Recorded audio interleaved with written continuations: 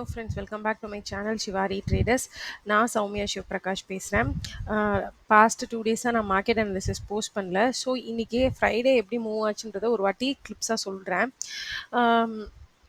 Market ஃப்ளாட்டாக open ஆகிட்டு ரொம்ப நாளாக வந்துட்டு அந்த அதாவது லாஸ்ட்டாக அந்த 53,000 தான் ரொம்ப நாளாக market negative price action form பண்ணிட்டு இருந்தது.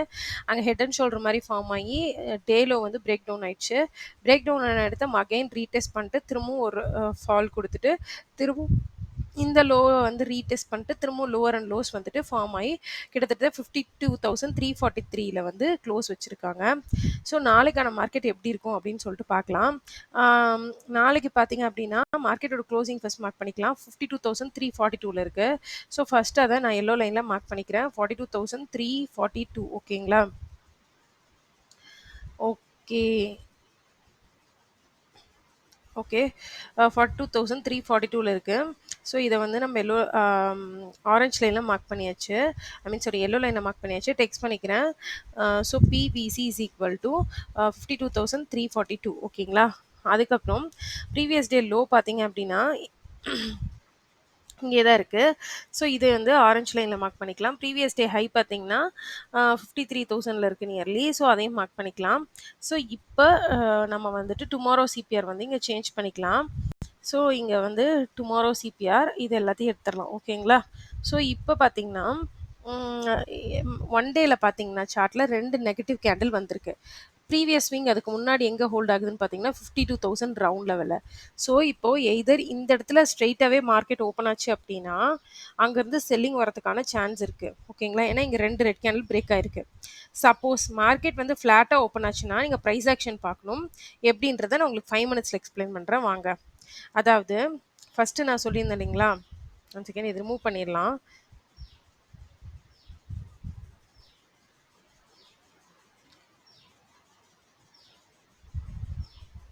ஓகே ரிமூவ் பண்ணியாச்சு. ஃபஸ்ட்டு பார்த்தீங்கன்னா மார்க்கெட் இப்போ வந்துட்டு நான் என்ன சொல்லியிருந்தேன், இந்த நெக் லைன் ஓப்பன் ஆனால் ஸ்ட்ரெயிட்டாகவே செல்லிங் நெகட்டிவ் ப்ரைஸ் ஆக்ஷன் வரதுக்கான சான்ஸ் இருக்குது. ஸோ அந்த நெக் லைன் பார்த்தீங்கன்னா சிபிஆரோட டாப் லைன், அதாவது இந்த லாஸ்ட் ஸ்விங் இருக்கு இல்லைங்களா,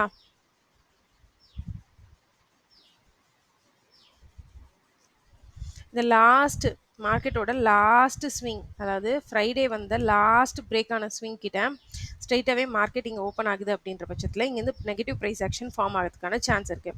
ஸோ நெகட்டிவ் ஆகிட்டு ஃபஸ்ட்டு டார்கெட் எங்கே வரும்னு பார்த்தீங்கன்னா க்ளோசிங் ப்ரைஸ்க்கு வரும் 52,342. அதுக்கப்புறமேட்டு பார்த்தீங்கன்னா இந்த இடத்துல எப்படி பிஹேவ் பண்ணுதுன்னு பார்க்கணும்.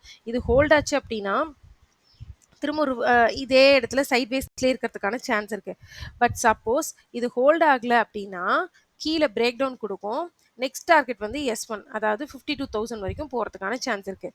ஸோ ஃபஸ்ட்டு பாயிண்ட் நீங்கள் கிளியராக நோட் பண்ணிக்கோங்க. இந்த இடத்துல நான் உங்களுக்கு சொல்லிடுறேன். ஃபஸ்ட் பாயிண்ட் நான் என்ன சொல்கிறேன் அப்படின்னா, மார்க்கெட் இந்த இடத்துல ஓப்பன் ஆகுது அப்படின்னா மார்க்கெட் வந்துட்டு 52,700ல லாஸ்ட்டாக வந்த ஸ்விங் எங்கே பிரேக் டவுன் ஆச்சோ அந்த இடத்துல கேப் அப் ஆகுதுன்னா ஒரு நெகட்டிவ் ப்ரைஸ் ஆக்ஷன் உங்களுக்கு இப்படி தெரியுது, இல்லை எம் ப்ரைஸ் ஆக்ஷன் தெரியுதுன்னா செல் பண்ணிடுங்க.